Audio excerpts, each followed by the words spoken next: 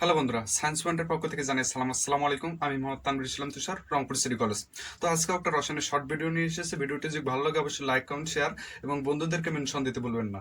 তো আজকে আমরা যেটা পারবো সেটা হচ্ছে আইসোটোপ, আইসোটোন, আইসোবার, আইসোডাইফার, আইসোস্টার, আইসো ইলেকট্রন। তো আমরা আইসোটোপ, আইসোটোন, আইসোবার এগুলো 9-10 পড়ে এসেছি এবং আমরা যখন ইন্টারমিডিয়েটে উঠি তখন দেখি যে আইসোডাইফার, আইসোস্টার, আইসো ইলেকট্রন এগুলো কিছু সংযোগ করে দেওয়া হয়েছে। তো আজকে আমরা এই লেকচারের মাধ্যমে এই যে আইসোটোপ, আইসোটোন এগুলো এক্সপ্লেন করার চেষ্টা করবো ইনশাল্লাহ। তো এগুলো জানার আগে আমাদের একটা বেসিক কনসেপ্ট জানতে হবে, সেটা হচ্ছে যে আমাদের যদি একটা কোনো একটা মোল দেয়, ওই মোল সম্পর্কে আমাদের যদি বলে এর পরিচয় দাও, তখন আমরা কিভাবে দেবো। তো মনে করো এটা হচ্ছে একটা এক্স মৌল। এই এক্স মৌলের ডান পাশের নিচে থাকে এন হচ্ছে পরমাণু সংখ্যা এবং ডান পাশের মাথার উপরে থাকে চার্জের সংখ্যা, অর্থাৎ কয়টা ধনাত্মক চার্জ কয়টা ঋণাত্মক চার্জ সেটা নির্দেশ করে।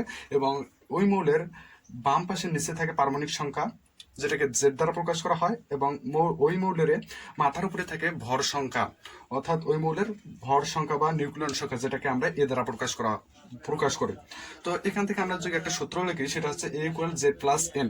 অর্থাৎ আমরা জানি ভর সংখ্যা হচ্ছে যে প্রোটন নিউট্রন সংখ্যার যোগফলকে ওই মৌলের ভর সংখ্যা বলা হয়। তো এখান থেকে আমরা লিখতে পারি এ ইকুয়াল জেড প্লাস এন।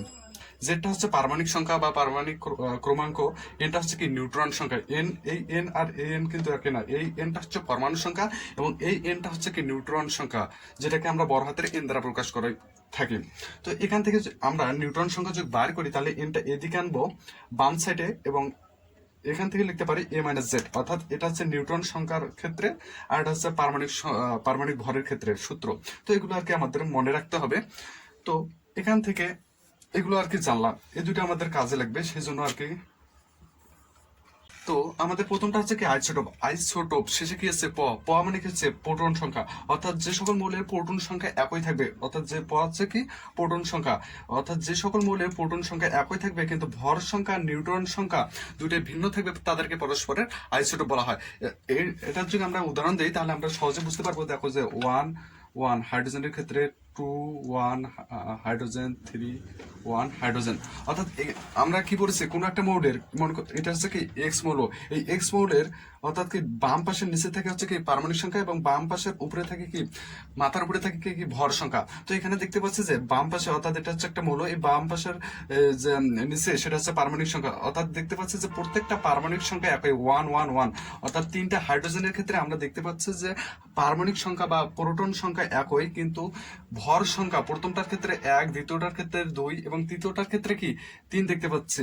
তার মানে কি ভর সংখ্যা হচ্ছে কি ভিন্ন। এবার নিউট্রন সংখ্যা কিভাবে ভিন্ন, আমরা একটা সূত্র পড়েছি যে এ ইকুয়াল জেড প্লাস এন। অর্থাৎ আমরা এন ইকুয়াল লিখতে পারি এ মাইনাস জেড। তো এর মানটা কি, এর মান হচ্ছে কি ভর সংখ্যা। অর্থাৎ প্রথমটার ক্ষেত্রে যখন আমরা নিউট্রন সংখ্যা বার করব, তো প্রথমটার ক্ষেত্রে ভর সংখ্যা হচ্ছে কত 1 1 এবং যেটা হচ্ছে কি পারমাণবিক সংখ্যা কত 1। তাহলে প্রথমটার ক্ষেত্রে পাচ্ছে যে 0 এবং দ্বিতীয়টার ক্ষেত্রে পাচ্ছে যে 2 মাইনাস 1 1 পাচ্ছি। তৃতীয়টার ক্ষেত্রে কি পাচ্ছে 3 মাইনাস 1 2 পাচ্ছি। অর্থাৎ দেখতে পাচ্ছে যে প্রথমটার ক্ষেত্রে নিউট্রন সংখ্যা হচ্ছে 0, দ্বিতীয়টার ক্ষেত্রে হচ্ছে 1, তৃতীয়টার ক্ষেত্রে হচ্ছে কি 2। অর্থাৎ প্রত্যেকটা মৌলের দেখতে পাচ্ছি যে নিউট্রন সংখ্যা হচ্ছে ভিন্ন। তাহলে এখান থেকে আমরা বলতে পারছি যে কোনো একটা মৌলের পারমাণবিক সংখ্যা একই কিন্তু ভর সংখ্যা ভিন্ন এবং নিউট্রন সংখ্যা ভিন্ন, তাদেরকে পরস্পরের আইসোটোপ বলা হয়। এবারে যদি আমরা দ্বিতীয়টার ক্ষেত্রে দেখি, দ্বিতীয়টা হচ্ছে কি আইসোটোন। শেষে কি আছে নোয়া আছে। নোয়াতে কি, অর্থাৎ নোয়াতে আমরা কি মনে রাখি যে নোয়াতে হচ্ছে কি নিউট্রন সংখ্যা।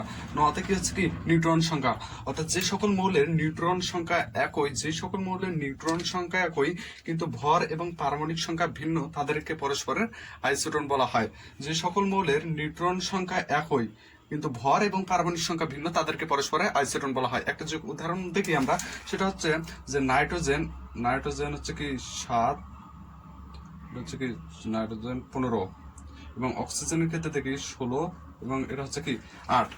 এখান থেকে আমরা দেখতে পাচ্ছি যে 7 হচ্ছে কি পারমাণবিক সংখ্যা, এখানেও দেখতে পাচ্ছি যে 8 এটাও পারমাণবিক সংখ্যা। তাহলে কি এখানে পারমাণবিক সংখ্যা হচ্ছে কি ভিন্ন।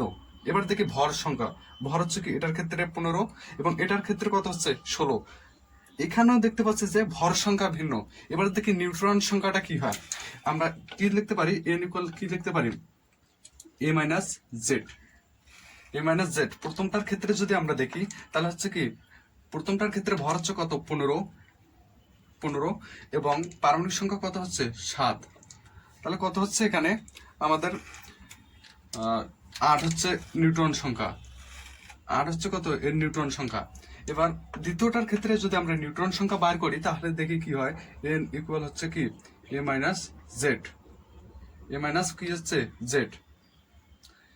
এর মান কত হচ্ছে, এর মান হচ্ছে তোমার 16 এবং অক্সিজেনের মান হচ্ছে কত, পারমাণবিক সংখ্যার মান হচ্ছে 8 এবং এখান থেকে যদি আমরা বিয়োগ করি তাহলে হচ্ছে কি 8, অর্থাৎ দুটার ক্ষেত্রে দেখতে পাচ্ছি যে আমাদের নিউট্রন সংখ্যা একই, নাইট্রোজেনের ক্ষেত্রেও নিউট্রন সংখ্যা 8 এবং অক্সিজেনের ক্ষেত্রেও নিউট্রন সংখ্যা 8, অর্থাৎ তাহলে আমাদের কি হচ্ছে যে সকল মৌলের পারমাণবিক এবং ভর সংখ্যা ভিন্ন এবং নিউট্রন সংখ্যা একই তাদেরকে পরস্পরের আইসোটোন সংখ্যা বলা হয়। তো এবার তৃতীয়টার ক্ষেত্রে তৃতীয়টা হচ্ছে কি আইসোবার, শেষে কি আছে র আছে, অর্থাৎ র ইকুয়াল আমরা লিখতে পারি কি ভর, র ইকুয়াল লিখতে পারি আমরা ভর, অর্থাৎ যে সকল মৌলের ভর সংখ্যা একই কিন্তু পারমাণবিক সংখ্যা নিউট্রন সংখ্যা ভিন্ন তাদেরকে কি বলা হয়, আইসোবার বলা হয়, তাদেরকে পরস্পরে কি বলা হয়, আইসোবার বলা হয়। তা একটা যদি আমরা উদাহরণ দেখি, তো এখানে হচ্ছে কি কপার পারমাণবিক সংখ্যা হচ্ছে 29 এবং এর ভর সংখ্যা হচ্ছে 64 এবং এর জিঙ্কের ক্ষেত্রে দেখতেছি যে এর পারমাণবিক সংখ্যা 30 এবং এটা হচ্ছে কি 64, এর ভর সংখ্যা হচ্ছে কি 64 এবং এখানে দেখতে পাচ্ছি যে পারমাণবিক সংখ্যা হচ্ছে এটার ক্ষেত্রে 29, এটার ক্ষেত্রে হচ্ছে কি 30, অর্থাৎ পারমাণবিক সংখ্যা ভিন্ন কিন্তু দেখতে পাচ্ছি যে এখানে ভর হচ্ছে কি এখানে 64, এখানেও 64, তার মানে কি দুটোর ক্ষেত্রেই কি ভর সংখ্যা একই। এবার যদি আমরা নিউট্রন সংখ্যাটা দেখি, নিউট্রন সংখ্যা n ইকুয়াল লিখতে পারি a মাইনাস জেড, এন এর মান হচ্ছে কি, এর মান হচ্ছে প্রথমটার ক্ষেত্রে 64 মাইনাস 29, তাহলে এখানে দেখতে পাচ্ছি যে প্রথমটা হচ্ছে 35 নিউট্রন সংখ্যা এবং দ্বিতীয়টার ক্ষেত্রে যদি এইভাবে বার করে দ্বিতীয়টা হচ্ছে কত 34, প্রথমটার ক্ষেত্রে নিউট্রন সংখ্যা হচ্ছে 35, দ্বিতীয়টার ক্ষেত্রে হচ্ছে কি 64। তাহলে আমার সংজ্ঞাটা কি ছিল যে যে সকল মৌলের ভর সংখ্যা একই কিন্তু পারমাণবিক সংখ্যা এবং নিউট্রন সংখ্যা ভিন্ন তাদেরকে পরস্পরের আইসোবার বলা হয়। তাহলে এখানে কি ভর সংখ্যা একই, এগুলো হচ্ছে কি পরস্পরের আইসোবার।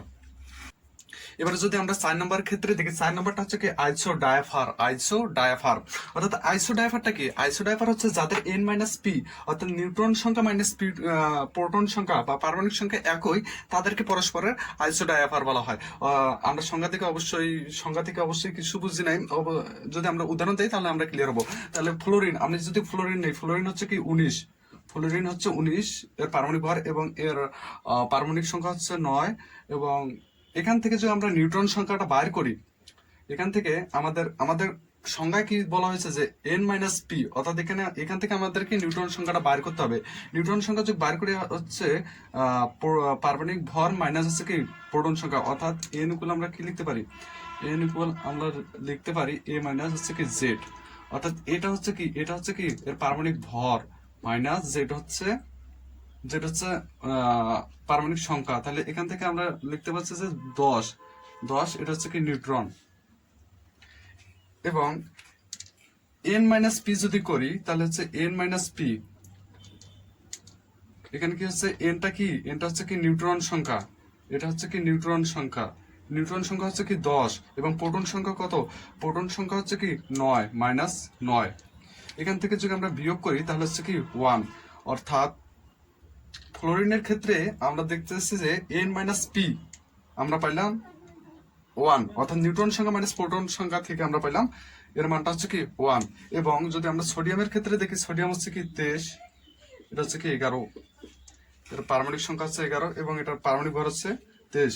এখান থেকে যদি আমরা নিউট্রন সংখ্যা বাইর করি তাহলে হচ্ছে a মাইনাস জেড, এর মান হচ্ছে 23 এবং জেড এর মান হচ্ছে 11, এখান থেকে আমরা 12 পাচ্ছি এবং এখানে 12 পেলাম। এবার যদি আমরা n মাইনাস পি করি, n এর মান হচ্ছে কি 12, তাহলে এখানে পাচ্ছি যে 12